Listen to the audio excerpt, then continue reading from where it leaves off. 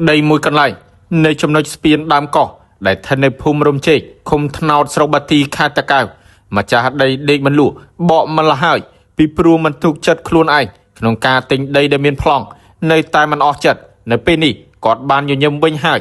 Cả ca trong ol bằng hai pi lục sai bà nạ, Apibal nơi kena Apibal sâu bà tì, ban oi đầm nàng lục con quan tha, Apibaro, nơi mình trầy karaya lai sorio đây, rùm chê mùi lông mê khung. ក្រុមការងារចុះវាស់វែងដីរបស់គាត់ហើយក៏សម្រេចទទួលបានស្នាមញញឹមពីសំណាក់ប្រជាពលរដ្ឋខ្ញុំម្ចាស់ហាងស្រីផ្អែមដែលមានទីលំនៅនៅភូមិជែកឃុំថ្នោតស្រុកបាទីខេត្តតាកែវបាទខ្ញុំសូមជម្រាបជូនដំណឹងចាប់ពីពេលនេះតទៅបងប្អូនដែលធ្លាប់អាស្រ័យផលចេញចូលតាមក្បាលដីរបស់ខ្ញុំទៅស្រែខាងក្រោយ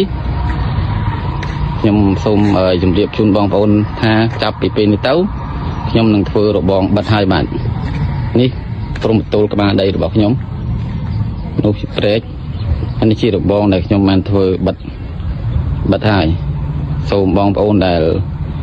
ធ្លាប់ចេញចូលតាមដីរបស់ខ្ញុំទៅស្រែខាងក្រោយសូមបងប្អូនដោះស្រាយនឹងរោគមធ្យោបាយដែលទៅស្រ័យផលទៅខ្លួនឯងនឹងហើយ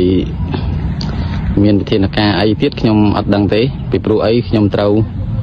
ធ្វើរបងបិទដីខ្ញុំហើយបាទសូមអរគុណ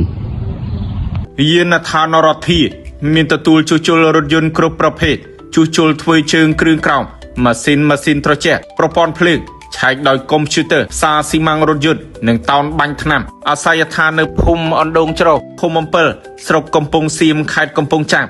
លេខទូរស័ព្ទទំនាក់ទំនង 012 202 906 069 51 31 92 097 92 04 242